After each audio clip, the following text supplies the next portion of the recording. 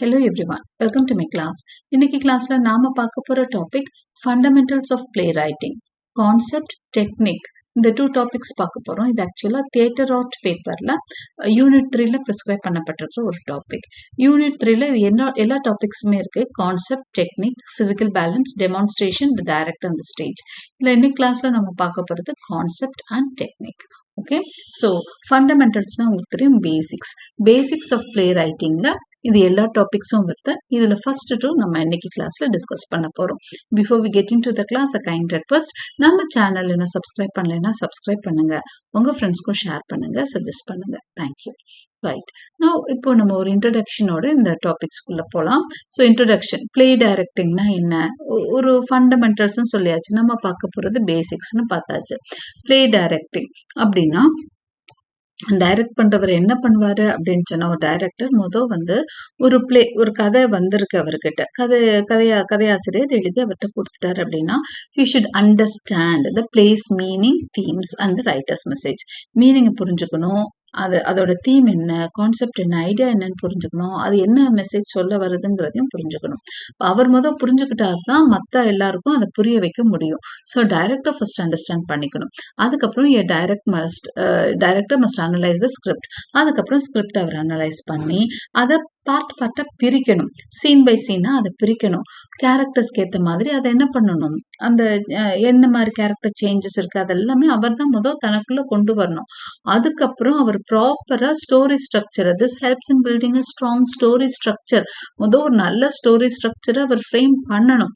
அதுக்கப்புறம் once the director understands the play, they create a clear vision for the production.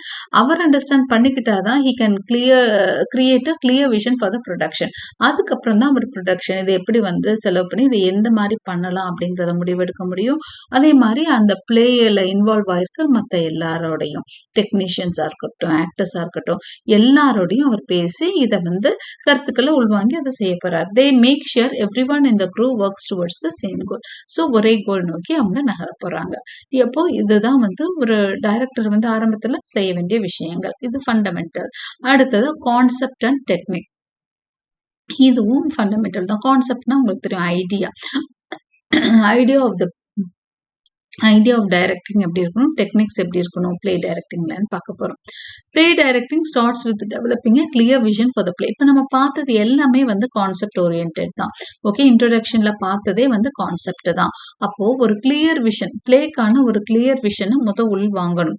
என்ன சொல்ல வரோம், என்ன பேச போறோங்கிறத டைரக்டர் உள்வாங்கிக்கணும். இந்த director identify its theme, tone and style to shape the overall concept. அவர் தான் என்ன புரிஞ்சுக்கணும், தீம் புரிஞ்சுக்கணும், அது என்ன மாதிரி விதத்துல சொல்ல போறாங்க, டோன் புரிஞ்சுக்கணும், என்ன ஸ்டைல்ல சொல்ல போறாங்க அப்படிங்கறத புரிஞ்சுக்கணும். ஓவரால் கான்செப்ட் மொத்தத்துல அவர் புரிஞ்சு வச்சிருக்கணும். தே இமேஜின் ஹவு, அதாவது தேங்கிறது இங்க டைரக்டர் தான். They should imagine how the play should look and feel, setting the mood and aesthetic. Play டிராஜிக்கலா போகுதா, காமிக்கலா போகுதா, ஒரு விஷயத்த மெசேஜ் மாதிரி சொல்ல மாதிரி போகுதா, இது எந்த மாதிரி பிளே நம்ம கொடுக்க போறோம் ஆடியன்ஸ்க்குன்றதை அவங்க தான் டிசைட் பண்ணணும். மூடெல்லாம் அவங்க தான் செட் பண்ணணும். Okay, this vision guides every decision in the production. இந்த விஷன் டைரக்டருக்கு ப்ராப்பரா இருந்தாதான் ப்ரொடக்ஷன் நல்லா இருக்கும். The directors are usually the main reason for the success or failure of a play. ஏன்னா டைரக்டர் தான் முக்கியம். அவரு தான் ஒரு பிளேயர் சக்சஸ்ஃபுல்லா, ஒரு சின்ன கதையை சக்சஸ்ஃபுல்லாவும் ஆக்க முடியும், ஒரு நல்ல கதையை மோசமாவும் கொண்டு போக முடியும். ஓகே, அவர் கையில தான் இருக்கு. ஒரு அற்புதமான கதையை ஃபெயிலியராகவும் ஆக்கலாம், ஒரு சாதாரண கதையை அவர் கொண்டு போற விதத்துல சக்சஸ்ஃபுல்லாவும் மாத்தலாம். So director plays a important role in theatre. Okay, they work hard to make sure the acting. அப்ப கான்செப்டை ப்ராப்பரா உள்வாங்கி செயல்படுத்துறது டைரக்டரோட வேலை. They work hard to make sure the acting scenes and the script are the best they can be. இப்ப அவர் என்ன பண்ணும், ஒரு குழந்தை உருவாக்குற மாதிரி அந்த கதையை உருவாக்குறப்போ ஸ்டெப் பை ஸ்டெப்பா ரொம்ப ஹார்ட் ஒர்க் பண்ணி ஆக்டிங், சீன்ஸ், ஸ்கிரிப்ட் அது எப்படி உருவாகணும், ஸ்கிரிப்ட்னா என்னன்னா டயலாக்ஸ், இந்த டயலாக்ஸ் எல்லாம் எப்படி பெஸ்டா கொடுக்க முடியும், எல்லாத்தையும் அவங்க யோசிக்கணும். They also have a main message they want to get across to the audience. எப்பவுமே ஒரு ஸ்டோரியோ, ஒரு சினிமாவோ, ஒரு பிளேயோ, எதுவா இருந்தாலும் ஒரு மெசேஜ் கன்வே பண்ணணும். அந்த மெயின் மெசேஜ் ப்ராப்பரா டெலிவர் ஆகுறதையும் அவர் பார்த்துக்கணும். ஓகே, ஒரு படம்னா சும்மா போய் பார்த்தேன் என்ன சொல்ல வர்றாங்க அப்படின்னு ஒரு விஷயம் இருக்கும் இல்லையா, மெசேஜ் என்ன கன்வே பண்றாங்கன்றதையும் வந்து டைரக்டர் ப்ராப்பரா கன்வே பண்ணணும். Dramatic techniques that playwrights use are devices that make plays more exciting and engaging. இதுல dramatic techniques நிறைய இருக்கு. நிறைய டெக்னிக்ஸ் யூஸ் பண்ணுவாங்க. அதாவது ஆடியன்ஸ்க்கு அது அர்த்தமுள்ளது ஆக்குறதுக்காக ஒரு டெக்னிக்ஸ் எல்லாம் யூஸ் பண்ணி தான் என்ன பண்ணுவாங்க, அதான் ஒரு டிராமாவை அர்த்தமுள்ளதா ஆக்க முடியும். தீஸ் டூல்ஸ் இதெல்லாம் டூல்ஸ் மாதிரி தான். That help create drama, tension and emotion in story. இந்த டிவைசஸ் மூலமா, இந்த டெக்னிக்ஸ் மூலமா என்ன பண்ண முடியும், ப்ராப்பரா ஒரு emotion உங்களால கன்வே பண்ண முடியும். Some common dramatic devices include dialogue, stage directions, monologues, soliloquies, asides, flashbacks and foreshadowing. இது எல்லாம் தான் டெக்னிக்ஸ் சொல்றோம். ஏன்னா கண்டிப்பா ஒரு நல்ல டயலாக் இருந்தாலே இன்னைக்கு வரைக்கும் தெரியும். ஒரு சில டயலாக்ஸ் எல்லாம் நமக்கு ஞாபகமாவே இருக்கும். அதெல்லாம் ரொம்ப பஞ்ச் மாதிரி டயலாக்ஸா இருக்கும். பஞ்சிங் டயலாக்ஸா நிறைய டயலாக்ஸ் வந்து பழைய காலத்துல எல்லாம் பாத்தீங்கன்னா போட்டு கேட்டுட்டே இருப்பாங்க, ரைட்? அந்த மாதிரி வேற என்டர்டைன்மெண்ட்ஸ் இல்லாதப்போ டயலாக்ஸை திரும்ப கேட்டுட்டு இருப்பாங்க. திருவிளையாடல் மாதிரி சினிமால எல்லாம். ஓகே, அதே மாதிரி பராசக்தி மாதிரி மூவிஸோட டயலாக்ஸ் எல்லாம் பழைய காலத்து ஆளுங்க மனப்பாடமா வச்சிருப்பாங்க. So dialogue plays a very important role. அப்புறம் ஸ்டேஜ் டைரக்ஷன் ஒரு முக்கியமான, அவர் எப்படி அந்த ஸ்டேஜ் டைரக்ஷன் எப்படி பண்றாருங்கிறது முக்கியம். மோனோலாக், சாலிலாக்கிஸ் இதெல்லாம் உங்களுக்கு நீங்க கேள்விப்பட்டிருப்பீங்களே, தன்னந்தனியா பேசிக்கிறது, சாலிலாக்கிஸ், அசைட்ஸ், இதெல்லாம் மோனோலாக், சாலிலாக்கிஸ், அசைட்ஸ் எல்லாம் சின்ன சின்ன டிஃபரன்ஸோட இருக்கக்கூடிய டெக்னிக்ஸ் தான். ஓகே, தனியா பேசுறது தான், பட் சின்ன வேறுபாடுகள் இருக்கும். ஃபிளாஷ்பேக் டெக்னிக் தெரியும் உங்களுக்கு, நம்ம சினிமாஸ்லயே நிறைய ஃபிளாஷ்பேக் டெக்னிக்ஸ் போகும். ஃபோர் ஷேடோயிங், இது எல்லா டெக்னிக்ஸும் வந்து டிராமால ரொம்பவே வந்து ஹெல்ப்ஃபுல்லா இருக்கக்கூடிய techniques. These elements help bring characters to life, move the plot forward and keep the audience interested. So இந்த elements எல்லாமே என்ன பண்ணும் அப்படின்னு சொன்ன சாங்ஸ், ஓகே, இது எல்லாமே வந்து ஒரு கதையை நல்லா கொண்டு போகும், ஆடியன்ஸை எங்கேஜ்டா வச்சிருக்கும். நம்ம சினிமால எல்லாம் பாத்தீங்கன்னா சாங்ஸ், சண்டை இது எல்லாமே சேர்த்திருப்பாங்க.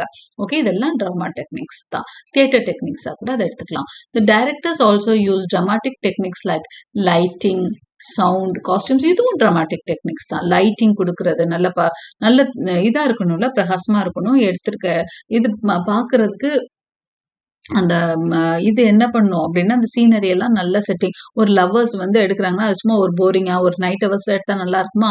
ஒரு லவ்வர்ஸ் பேசுற மாதிரின்னா என்ன எடுப்பாங்க, ஒரு அழகான ஒரு தோட்டத்திலேயோ, ஒரு பூந்தோட்டத்திலேயோ, ஒரு ரோஸ் கார்டன், இல்லைன்னா ஒரு பார்க், இந்த மாதிரி செட்டிங் வச்சு எடுப்பாங்க.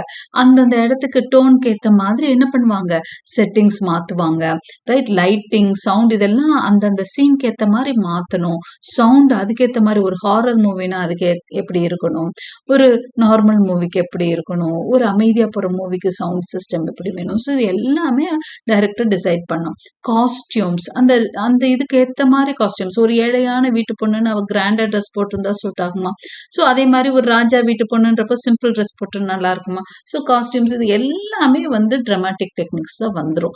அந்தந்த கேரக்டருக்கு எது சூட் ஆகுமோ, அந்தந்த கதைக்கு என்ன செட்டிங் என்ன சூட் ஆகுமோ அதை கொடுக்கணும். அப்போ இதெல்லாம் ஸ்டோரியை என்ஹான்ஸ் பண்ணக்கூடிய விஷயங்கள். These methods help show character emotions, build suspense and highlight important themes.